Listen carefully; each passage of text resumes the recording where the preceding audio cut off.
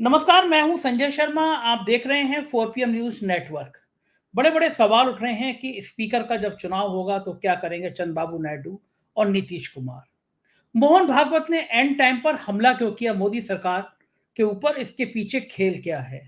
और बड़ा सवाल ये कि क्या मनोहर लाल खट्टर को 2 मंत्रालय देने से कुछ ज़्यादा फ़ायदा होगा? या जिन्होंने हरियाणा में खाट खड़ी कर दी, उन खट्टर साहब को फिर से 2-2 इम्पोर्टेंट मंत्रालय दे दिए गए?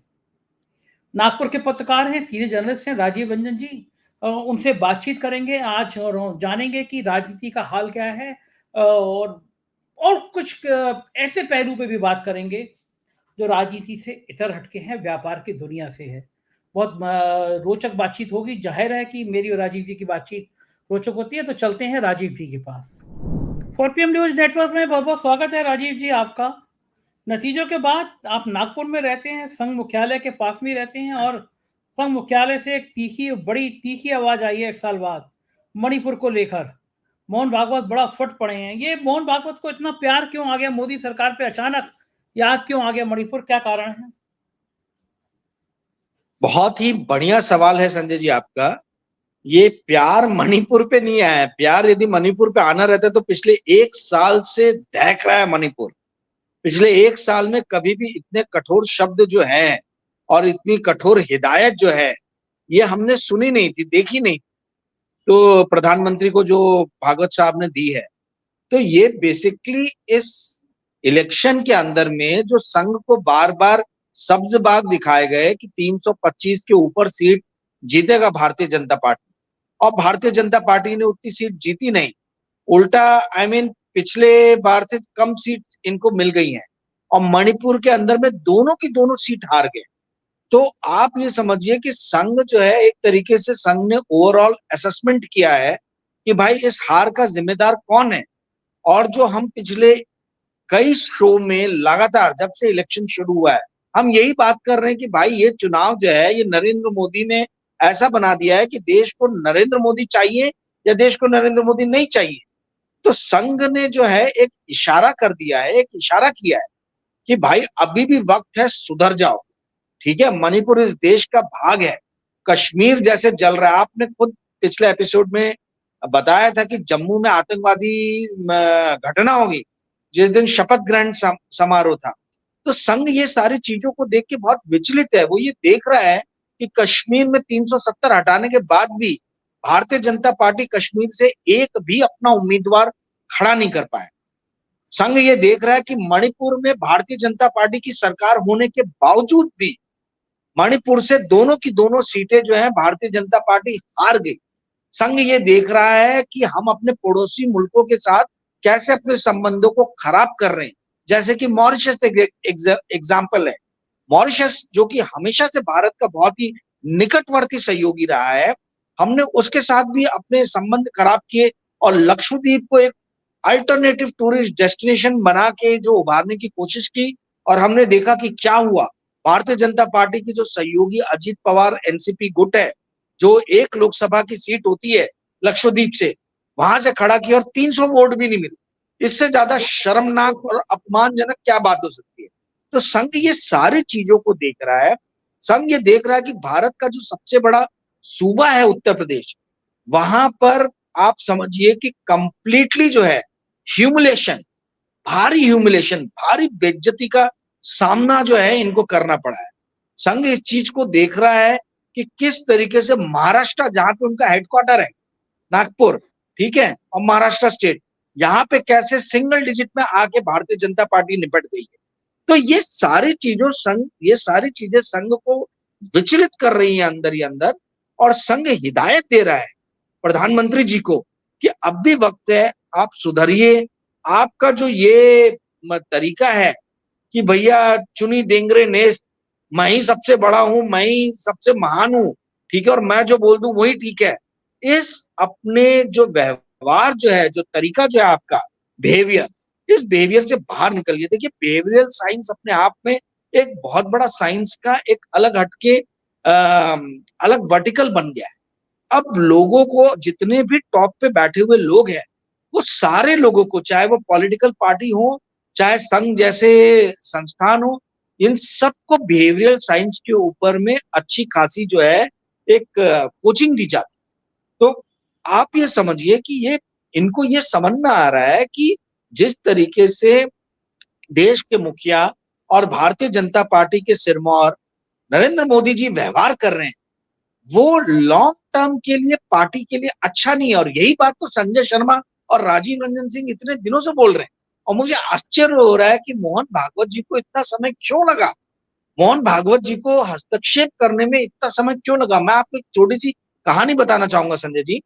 क्या हुआ था 2021 के दशहरे की रैली में मोहन भागवत ने क्रिप्टो करेंसी जो रहती है इसके ऊपर में बड़े ही सख्त बातें कही थी और कहा था कि सरकार को क्रिप्टो एक्सचेंजेस के खिलाफ कुछ एक्शन लेना चाहिए। 2022 में मैंने बहुत सारी स्टोरीज लिखी थी क्रिप्टो एक्सचेंजेस के अगेंस्ट। और जब मैंने देखा कि सरकार किसी भी तरीके का कोई काम मतलब कोई भी स्टेप्स नहीं ले रही है, तो मैं खुद जाके मैंने संघ के बहुत जो हाई लेवल पे लोग बैठे हुए हैं नागपुर में उनसे मुलाकात की। और उन लोगों ने मेरे को क्या बताया, दशहरे की रैली के लिए ये लोग आए हुए, ठीक है। तो आम्बेकर जी थे, है ना, मतलब जो इनके कम्युनिकेशन के हेड हैं, देशपांडे साहब थे, मतलब जो इनकी कोर जो टीम है, जो ऊपर के 5-6 लोग हैं, इनका कहना ऐसा था कि दत्तात्रेय होसबले ने कुछ दिन पहले लखनऊ में ये वक्तव्य दे दिया कि इंडिया जो है ये एक जॉबलेस ग्रोथ हो रहा है यहाँ पे, यानी एम्प्लॉयमेंट क्रिएट नहीं हो रहा, ठीक है, और ग्रोथ कुछ ही लोगों का हो रहा है। ऐसा दत्तात्रेय होसबले ने 2022 सितंबर या अक्टूबर में स्टेटमेंट दिया। तो बोला उस पे मोदी जी इतना नाराज हो गए हैं कि वो संघ के लोगों के फोन भी नहीं उठा रहे, मीटिंग भी नहीं कर। तो बोले इनको कौन अब ये क्रिप्टो के ऊपर में देने जाएगा जो आप बता रहे हो। आपने इतने सारे आर्टिकल लिखे, हम देख रहे हैं, आपने दिखाया, बहुत अच्छी बात है।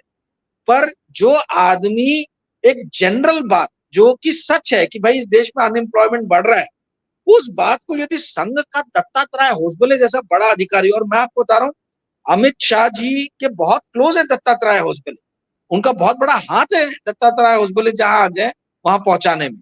तो अगर ये चीज जो है दत्तात्रेय होसबले की बातों को सुन के उससे नाराज होके यदि मोदी जी संघ के बड़े पदाधिकारियों का फोन ना उठाए, तो आप समझ लीजिए कि भाई मतलब उनका व्यक्तित्व कैसा रहा है। और मोहन भागवत जी शायद इसी चीज को ध्यान में रखते हुए उन्होंने जो है वो सोचा होगा कि भाई मैं थोड़ा समय लेके जब सही समय होगा तब मैं कहूंगा। और अभी उनको नजर आ रहा है कि सही समय है, ये पूर्ण बहुमत में है नहीं, तो अच्छा किया कि उन्होंने हिदायत दी।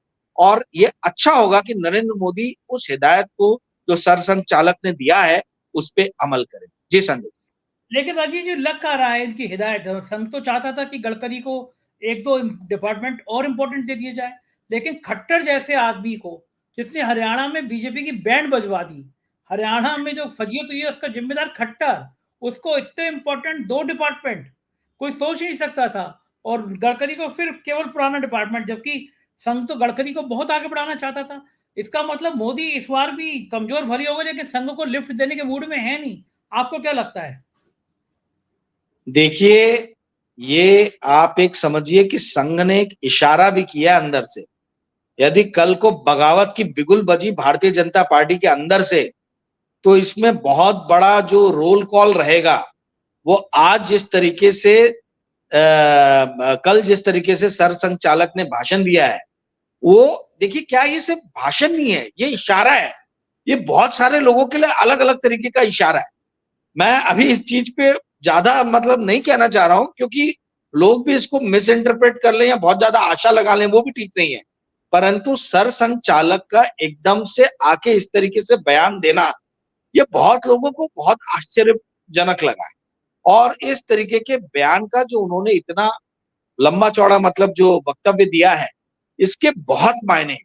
और जो आप बात कर रहे हैं गडकरी जी की, देखिए जिस दिन इस सरकार के ऊपर में संकट के बादल मंडराएंगे, उस दिन नितिन गडकरी संकट मोचन के रूप में उभर के आएंगे। मैं आज आपको बता, नितिन गडकरी जो है वो एक बाइंडिंग फैक्टर है एनडीए अलायंसेस, यानी एनडीए अलायंस में जितनी भी पार्टीज हैं भारतीय जनता पार्टी के बीच में। आप यही रीजन है कि इलेक्शन के कुछ दिनों पहले नितिन गडकरी जी के मंत्रालय के एनएचएआई के कुछ बड़े पदाधिकारियों को नागपुर से अरेस्ट किया गया। उसके बावजूद भी गडकरी साहब की इतनी शक्ति और सामर्थ्य है इस कैबिनेट के अंदर में कि उनको फिर से वही मिनिस्ट्री दी गई। तो उनको किसी भी तरीके से कम करके आंकना और ये सोचना कि उनको महत्व नहीं दिया जा रहा है, ये मिस इंटरप्रिटेशन है, मिस रीडिंग है। गडकरी साहब का अभी भी उतना ही सामर्थ्य है और आज वे ग्लू का काम कर रहे, गम का काम कर रहे, बाइंडिंग फैक्टर का काम कर रहे हैं एनडीए अलायंसेस की जो दूसरे जो दल हैं उनमें।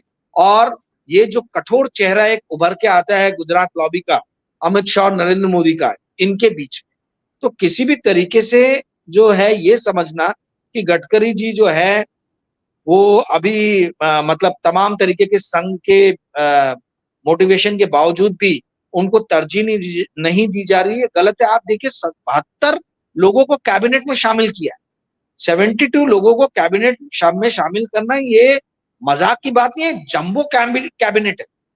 तो भाई इतने सारे मंत्रालय होते हैं कितने, 90 तो मंत्रालय होते हैं, उसमें स्पेस, एटॉमिक, ये सब तो प्रधानमंत्री के पास ही रहता है। तो ऐसी स्थिति में जब मंत्रालय ही कम है, ठीक है, और इतने सारे लोगों को आपको अकोमोडेट करना है, तो जाहिर सी बात है कि आपको एक मंत्रालय में सीमित रखेंगे जिसके लिए आपका इतना नाम है और आप उसी में काम कीजिए। पर आप देखिए कि पृष्ठभूमि में क्या हुआ। पृष्ठभूमि में आप जाके देखेंगे तो इनके ऊपर में बड़े, गडकरी साहब के ऊपर में बड़े संकट के बादल थे 2024 के रिजल्ट के बाद। पर 2024 के रिजल्ट के आने के बाद में तो वो बहुत कंफर्टेबल सिचुएशन में है, संघ भी बहुत कंफर्टेबल सिचुएशन में है। आने वाले दिनों में आपको ये और उभर के नजर आएगा। जहां तक आपने खट्टर जी की बात की, ये भी बहुत आश्चर्यजनक बात है कि 5 मेंबर ऑफ पार्लियामेंट हरियाणा से चुन के आए, 5 में से 3 मेंबर ऑफ पार्लियामेंट, यानी कि एक वो राव इंद्रजीत जी, एक खट्टर साहब और एक गुजर साहब है, शायद कृष्णपाल गुजर उनका नाम है, तीनों को मिनिस्टर बनाए। तो 5 में से 3 यानी 60% जो है, मतलब वो रिप्रेजेंटेशन दिया गया है इलेक्टेड मेंबर से। तो ये हरियाणा चुनाव को ध्यान में रख के दिया गया है और उसके बहुत सारे मायने हैं। खट्टर जी को शायद ये जो 4 महीने बाद इलेक्शन होने वाले हैं उसी के कारण इतनी तरजीह दी गई है, अन्यथा मैं इसमें कुछ बहुत ज्यादा रीड नहीं कर रहा हूँ। जी संजय जी। मुझे बताइए कि 2 बातें, कि पहली बात तो कि अगर 350 सीटें, 325 सीटें आ जाती तो क्या गडकरी कैबिनेट में होते, कैबिनेट मिनिस्टर बनाते या नहीं ड्रॉप कर देते? नहीं, तब तो बहुत सारे लोग कैबिनेट में नहीं होते है ना, 350 325 और कौन कौन नहीं होते? राजनाथ सिंह। देखिए शिवराज सिंह चौहान नहीं होते, गडकरी जी नहीं होते, मेरी रीडिंग है, मेरे को किसी ने बताया नहीं, बट जो मुझे लग रहा है ये जितने भी सीनियर लोग हैं जो किसी भी तरीके की चुनौती पेश कर सकते हैं, हालांकि इन लोगों ने गडकरी साहब को छोड़ दे तो अभी तक किसी ने कोई ऐसी चुनौती दी नहीं है, और गडकरी साहब ने भी मौन चुनौती दी है, वो चुनौती पूरी दुनिया ने सुनी नहीं है। उनकी चुनौती कैसी रहती है कि सब ताली बजा रहे हैं, वो चुपचाप बैठे रहते हैं, सब खड़े हो जाते हैं मोदी के लिए, वो बैठे रहते हैं। तो इस तरीके की जो चीजें हैं वो इसी तरीके से उन्होंने अभी तक अपने जेस्चर दिखाए, खुल के बगावत नहीं की, ठीक है। तो ये जो भी लोग जिस तरीके की भी चुनौती दे सकते थे उन लोगों को कैबिनेट में शामिल नहीं किया जाता। राजनाथ सिंह नहीं होते, तो ये जितने सीनियर लोग हैं और जितने चेले चपंडा टाइप लोग हैं, हो सकता है कंगना रनावत हो जाती मिनिस्ट्री में, हो सकता है स्मृति ईरानी जी आ जाती मिनिस्ट्री में, तो बहुत सारे ऐसे लोग आ जाते मिनिस्ट्री में जो आप समझिए कि मोदी जी के खिलाफ कभी बोल ही नहीं सकते, कभी जा ही नहीं सकते। तो वो चीज तो एटलीस्ट होने से बच गई। मतलब आप इस चीज, मतलब पॉजिटिव एस्पेक्ट देखेंगे तो आपको ये समझ में आएगा कि इस रिजल्ट का पॉजिटिव एस्पेक्ट ये है कि नरेंद्र मोदी जी जो अपने चिंटू लोगों को जो डालना चाहते थे एटलीस्ट, वो अभी उसमें एक ब्रेक लग गया और उनको सत्ता जो है वो दूसरे लोगों के साथ भी बांटनी पड़ रही है। भले ही इंपॉर्टेंट पोर्टफोलियो नहीं दिए, वो अपने आप में एक अलग कहानी है। जो मुझे ऐसा लगता है, जो मैंने लास्ट एपिसोड में भी कहा था कि cabinet committee on security affairs की जो 4 पोर्टफोलियोज हैं, इंपॉर्टेंट मिनिस्ट्रीज हैं, फाइनेंस, डिफेंस, होम और आपका फॉरेन अफेयर्स, ये चारों के चारों में यदि अगर इन्होंने एनडीए के किसी भी घटक दल को नहीं दिया है मंत्रालय, तो इसका मतलब ये ज्यादा दिन सरकार चलने वाली नहीं है, टाइम पास सरकार। और मुझे वैसा ही लग रहा है, ये सारे सत्ता का सुख जो है भोगना चाहते हैं, राम राम जपना और सबका माल अपना, ये जो भी मैंडेट एनडीए को मिला है ये चाहते हैं वो पूरे मैंडेट को यही यूज करें और उसी तरीके से जो है ये काम कर रहे हैं। तो इस तरीके से ज्यादा दिन तो सरकार नहीं चलने वाली। मुझे आश्चर्य नहीं होगा कि यदि फ्लोर टेस्ट के दिन ही नायडू जी और नीतीश कुमार पलट जाए, लास्ट मोमेंट पे पलट जाए, कोई नहीं जानता, ये हो सकता है। क्योंकि स्पीकर का नाम अभी तक सामने नहीं आया कि स्पीकर किसको बनना है। देखिए 20 तारीख को स्पीकर का चयन होना है। 20 तारीख को समझ में आ जाएगा कि नायडू जी और नीतीश कुमार जी इनके साथ में है कि नहीं। यदि तो नायडू जी और नीतीश कुमार ने मान लिया कि बीजेपी का स्पीकर रहेगा, तब तो फिर आप समझ जाइए कि सरकार चल जाएगी और कोई चुनौती नहीं है।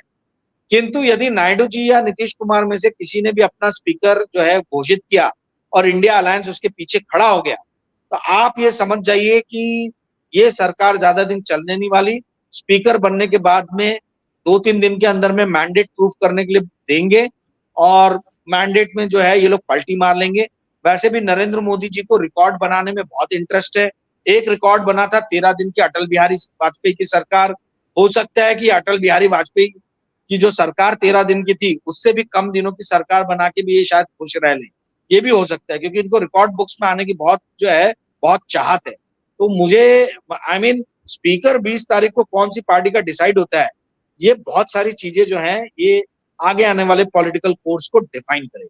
जी संजय जी, ये बिल्कुल ठीक बात है, लेकिन हरियाणा पे हम फिर लौटते हैं कि मनोहर लाल खट्टर, जिन्होंने हरियाणा में पूरी बीजेपी की बैंड बजवाई, उनको सबसे नाकारा और नाकाबिल मुख्यमंत्री कहा जाता है। हरियाणा की फजीयत का जिम्मेदार उनको ठहराया जाता है। और अगर दोबारा अवैध दुबे जी कह रहे थे कि दोबारा अगर चुनाव में अब भेज दो मनोहर लाल खट्टर को तो बीजेपी का और नुकसान हो जाएगा। तो खट्टर साहब का इतना महिमा मंडन करने से फायदा क्या है? क्या हरियाणा में लाभ मिल पाएगा? देखिए इनकी मिसरीडिंग है। अभी तक तो पता नहीं क्या ग्रह सारे उल्टे ही चल रहे हैं। आप देखिए लाइन से मोदी जी गलती पे गलती पे गलती पे गलती पे गलती किए जा रहे हैं। इन्होंने जिस तरीके से सबसे पहले मैनिफेस्टो को संकल्प पत्र को बदल के मोदी की गारंटी बना दिया, ठीक है। फिर उस तरीके से इन्होंने चुनाव में जाके जो है आर्थिक मामलों पे चुनाव नहीं लड़ा, बल्कि मंगलसूत्र, मटन और पता नहीं क्या मुस्लिम क्या क्या करने लग गए, ठीक है। तो वो एक इनकी बड़ी गलती थी। तीसरी बड़ी गलती इन्होंने ये की कि जो सत्ता इनको बांटनी चाहिए थी अपने एनडीए के घटक दलों के साथ में, वो बांटने के लिए तैयार नहीं दिख रहे। चौथी गलती ये कर रहे कि चंद्रबाबू नायडू ने स्पेसिफिकली कहा था कि अमित शाह को कैबिनेट से दूर रखिए, इन्होंने इस बात को भी नहीं माना। फिर आप पांचवी गलती बता रहे हो कि खट्टर साहब जो कि बहुत ही ज्यादा इनएफिशिएंट मिनिस्टर के रूप में माने जाते रहे, चीफ मिनिस्टर के रूप में, उनको इतनी बड़ी तवज्जो दे दी गई। तो कैसा है, नरेंद्र मोदी लाइन से गलतियां किए जा रहे हैं। इनको शंकराचार्य ने बोला था कि आप राम मंदिर का मत कीजिए उद्घाटन, ये मंदिर पूरा बना नहीं है, इन्होंने उस टाइम भी बात नहीं सुनी।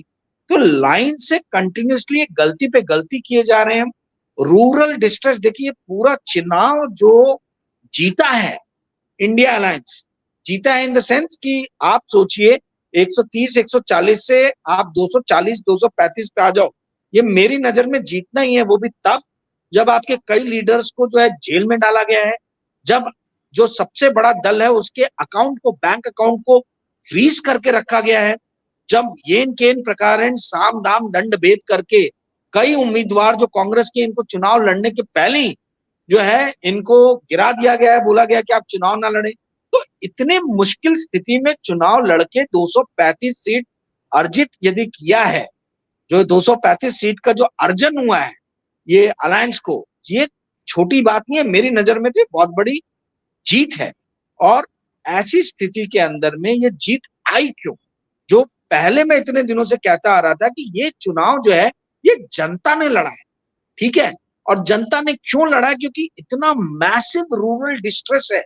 आप इस बात को समझिए संजय जी, ध्यान से सुनिए जो मैं अभी आपके दर्शकों को बताना चाहता हूं। ऐसा है कि कॉरपोरेट्स का टैक्स मोदी सरकार ने 2019 में घटा के 30% से 22% कर दिया, कॉरपोरेट टैक्स रेट। और जो इफेक्टिव टैक्स रेट जो होता है कॉरपोरेट्स का, इफेक्टिव टैक्स रेट मतलब जितने भी इंडिया के कॉरपोरेट्स हैं उनका नेट प्रॉफिट डिवाइडेड बाय जो भी टैक्स वो पे कर रहे हैं वो, ठीक है, उसको हम लेते हैं इफेक्टिव कॉरपोरेट टैक्स रेट के रूप में। तो वो इफेक्टिव कॉर्पोरेट टैक्स रेट जो है उसमें 5 से 6% की गिरावट आई है, ठीक है। और इन्होंने 8% से घटाया था, ठीक है। तो 8 मतलब 5%, 6% में मानो इफेक्टिव कॉर्पोरेट टैक्स रेट में जो गिरावट आई है, उससे किसी भी तरीके का फायदा इंडियन इकोनॉमी को नहीं हुआ है। इन्होंने, इन कॉर्पोरेट्स ने, जिनका टैक्स कम होने के कारण प्रॉफिट बढ़ा है, उन्होंने किसी भी तरीके के कैपेक्स जनरेशन में, यानी नई फैक्ट्री लगाना, नए उद्योग लगाना, नए एम्प्लॉयमेंट के लोगों के रोजगार के लिए अवसर प्रदान करने के लिए क्रियाकलाप करना, इसमें पैसे नहीं लगाए हैं, ठीक है। इन्होंने सिर्फ अपने शेयर्स के बायबैक करके अपने शेयर प्राइसेस को ऊपर लेके गए, ठीक है। तो ये जो है, ये बहुत ही ज्यादा इंडियन इकोनॉमी के लिए एक घातक चीज हुई है, जो इन्होंने पिछले अपने मोदी टर्म 2 में जो इन्होंने कॉर्पोरेट्स को बेनिफिट पहुंचाया, वो कॉर्पोरेट्स ने पलट के समाज को नहीं, ठीक है। इसके कारण रूरल डिस्ट्रेस मैसिव रहा है, एम्प्लॉयमेंट नहीं रही है, और उसके बाद में अग्निवीर जैसी ये पॉलिसीज लेके आए। तो भाई आपने तो हर तरीके से अनएम्प्लॉयमेंट को और विकराल स्थिति देने का काम किया है। तो इस कारण से ये हुआ है कि जनता ने इनको नकारा और इंडिया अलायंस को बहुमत मतलब काफी सारे सीटें। तो ये चीज जो है, ये मोदी जी अभी तक समझ नहीं पाए, और पता नहीं आगे भी समझेंगे कि नहीं समझेंगे। इसीलिए बार बार मैं कहता था कि ये एक कॉर्पोरेट का मखौटा है। खट्टर जी भी हरियाणा से आते हैं, वो भी हरियाणा में गुड़गांव में बहुत सारी इंडस्ट्रीज हैं। हो सकता है इंडस्ट्रीज का दबाव हो, जो आपने प्रश्न पूछा कि खट्टर जी को क्यों मिनिस्ट्री दी गई है, हो सकता है कि जो इंडस्ट्री जो गुड़गांव में, उनका कोई किसी तरीके का प्रेशर हो, वी डोंट नो। पर ये सही में बहुत ज्यादा एक ताज्जुब की बात है कि खट्टर साहब को इतनी इंपॉर्टेंट और इतनी सारी मिनिस्ट्रीज क्यों दी गई। जी संजय जी। एक चीज और बेहतर समझ में नहीं आ रही, लोग बड़े हैरान है कि चंद्रबाबू नायडू की कई जगह खबरें छपी कि उनकी पत्नी की संपत्ति 500 करोड़ से ज्यादा बढ़ गई, मतलब शेयरों में उछाल आ गया। उनकी फैमिली जिन कारपोरेट बिजनेस से जुड़ी थी, उनके शेयर उछल गए और सैकड़ों करोड़ का फायदा हो गया। जो आंध्रा से जुड़ी हुई कंपनियां थी, उनके शेयरों में उछाल आ रहा है। तो माला माल हो रहे हैं, फिर काय की चिंता। दूसरी बात ये भी आ रही थी कि नायडू के करीबी काफी लोग ईडी के निशाने पे थे, जांचें चल रही थी। अब वो सब जांचें वांचे खत्म, नायडू भी बीजेपी वॉशिंग मशीन में साफ। देखिए, ये जो इन्वेस्टिगेशन है, तो इंडिया अलायंस में भी आ जाते तो शायद इन्वेस्टिगेशन नहीं होता। ये तो जो भी सरकार आती वो अपने लीडर्स के ऊपर में कहाँ इन्वेस्टिगेशन करा। यही तो त्रासदी है इस देश की, कि सब ईमानदारी का ढोल पीट के आते हैं, और जब सत्ता में बैठ जाते हैं तो सत्ता में काबिज रहने के लिए पूरे प्रयास करते हैं। अजीत पवार का तो सबसे बड़ा उदाहरण है, हेमंत बिस्व शर्मा का तो इतना बड़ा एग्जाम्पल है, मुकुल रॉय इतने बड़े एग्जाम्पल रहे हैं। तो ये इतने सारे एग्जाम्पल जो हैं, ये तो प्रूव करते हैं कि नरेंद्र मोदी जी जो है वो कुछ एक्शन ईडी वीडी के लेंगे नहीं। और जहां तक देखिए, ये एक बड़ा फॉल्स एक मिसकंसेप्शन है कि नायडू जी की बीवी को 550 करोड़ का फायदा हुआ। फायदा उनको उस दिन होगा जिस दिन वो बढ़े हुए प्राइस पे शेयर्स को बेचेगी। यदि वो शेयर्स रखे रहे तो फायदा क्या हुआ? शेयर जैसे ऊपर गए वैसे हो सकता है शेयर नीचे आ जाए बाद में। तो फायदा तो आप, प्रॉफिट तो रियलाइज तब करते हो जब आप उन शेयर्स को बेचते हो। यदि उन्होंने शेयर्स बेचे होंगे तो उनको फायदा हुआ है। यदि उन्होंने शेयर्स नहीं बेचे तो वो ऊपर गया है, नीचे आ जाएगा। तो जैसे ऊपर गया वैसे नीचे आ गया। देखिए, वो मेन मुद्दा नहीं है संजय जी। मैं दो चीजों की तरफ आपका ध्यान दिलाना चाहूंगा। कल दो बड़ी चीजें हुई, सॉरी एक बड़ी चीज हुई। वो ये हुआ कि अमित मालवीय के ऊपर में बंगाल से बहुत बड़े इल्जाम लगे हैं, आरोप लगे, ठीक है। जो इनकी डर्टी ट्रिक्स फैक्ट्री जो है, जिसको चलाने का काम दिया गया था, जो ये ट्रोल आर्मी थी, जो ये बीजेपी का आईटी सेल था, ये आने वाले दिनों में बहुत बड़ा मुद्दा बन सकता है। मुझे पता नहीं क्यों ऐसा लग रहा है, क्यों बस देरी है कुछ औरतों के सामने आने की, ठीक है। अभी तक जो है वो औरतें सामने नहीं आई हैं। बंगाल में मैंने बात किया, उन्होंने बोला कि देखिए इसमें ऐसा हुआ है कि दिलीप घोष जो पहले बीजेपी के अध्यक्ष थे, उनकी जो कंस्टिट्युएंसी थी उनको वहां से हटा के, जो अभी सुकांतो जो अभी बीजेपी अध्यक्ष है, उन्होंने जबरदस्ती सिफारिश करके बोला कि आप इनको लड़वाइए दूसरी सीट से, दुर्गापुर से, और वहां पे ये निपट गए दिलीप घोष, ठीक है। तो बंगाल के बीजेपी के अंदर में बड़ा मैसिव लेवल पे अंदर ही अंदर अंडर करंट्स हैं। ये टाइम है कांग्रेस और तृणमूल कांग्रेस का कि इनके लीडर्स को टैप करें, वापस से लें। कम्युनिस्ट पार्टी का यही टाइम है, मारो झपट्टा, वापस ले लो जो जो इन्फ्लुएंशियल लीडर है। क्योंकि सुकांतो ने दिलीप घोष जो है उसको ठिकाने लगाने, सारे लीडर ने मिलकर दिलीप घोष को ठिकाने लगा दिया। अब वहां वाले सोच रहे कि अब इनको कैसे ठिकाने लगाना है, सुकांतो को। तो ये आपस में इन लोगों का बड़ा मैसिव अंदर अंदर इनफाइटिंग चल रहा है। तो ये टाइम है तृणमूल का, कम्युनिस्ट पार्टी का, कांग्रेस का, कि ये जो अंदरूनी इनकी फाइट चल रही है ना, इसका एडवांटेज उठाए। एक चीज तो ये हुई जो मैं आपकी नजर में लाना चाहता हूं। दूसरी बात जो है, देखिए इस पूरे इलेक्शन का जो सबसे बड़ा फॉल आउट है संजय जी, बड़े ध्यान से सुनिएगा, क्योंकि इसके जियोलॉजिक मतलब इसके काफी जियो इकोनॉमिकल इम्प्लीकेशंस है, और ये चीज कोई जनता को बता नहीं रहा। ध्यान से सुनिएगा कैसा है। इंडिया जो है वो दो तरफ से कोस्टल लाइंस है, ठीक है, western coastal lines, eastern coastal. Western coast पे जो स्टेट्स हैं, गुजरात, महाराष्ट्र, गोवा, कर्नाटका, केरला, ये कोस्टल लाइंस के ऊपर में बीजेपी का जो है पूरी तरीके से प्रभुत्व है, ठीक है। गोवा इनके पास में है, महाराष्ट्र इनके पास में है, गुजरात इनके पास में है, कर्नाटका थोड़े दिन पहले तक इनके पास में। पर जो ईस्टर्न कोस्टल लाइन जो वेस्ट बंगाल से शुरू होती है, वेस्ट बंगाल आ गया, उड़ीसा आ गया, आंध्र प्रदेश आ गया, तमिलनाडु आ गया, ईस्टर्न कोस्टल लाइंस पे इनका प्रेजेंस नहीं था, ठीक है। India is a heavily import dependent country. हमारा करंट अकाउंट डेफिसिट हमेशा ज्यादा रहता है, यानी हमारा इंपोर्ट ज्यादा है, एक्सपोर्ट कम है। तो इस देश के अंदर में बहुत सारी, last year around 1.1 trillion dollar से ज्यादा का एक्सपोर्ट, मर्चेंडाइज एक्सपोर्ट और इंपोर्ट हुआ है। 750 बिलियन डॉलर के आसपास में, जहां तक मुझे याद आ रहा है, इंपोर्ट हुआ था, और 450 बिलियन डॉलर के आसपास में एक्सपोर्ट हुआ। तो जब इंडिया इतना बड़ा इंपोर्ट डिपेंडेंट कंट्री है, जहां पे क्रूड ऑयल से लेके तो गोल्ड से लेके तो कुकिंग ऑयल, खाने का तेल से लेके तो ड्रग्स, फार्मास्यूटिकल्स के जो बेसिक जो ये रहते हैं इंग्रेडिएंट्स, एपीआई जिनको बोलते हैं, तमाम तरीके की चीजें आ रही, ठीक है। तो जब तक वेस्टर्न कोस्टल लाइन इनके पास में था, तो उसको बैलेंस करने के लिए ईस्टर्न कोस्टल लाइन था, ठीक है, जहां पे इनकी सरकार नहीं थी। अब एक ऐसी स्थिति आ गई है उड़ीसा जीतने के बाद में, इस पूरे 2024 चुनाव का जो सबसे बड़ा जियो इकोनॉमिकल इम्प्लीकेशन जो है वो ये है कि उड़ीसा इनके खाते में चला है।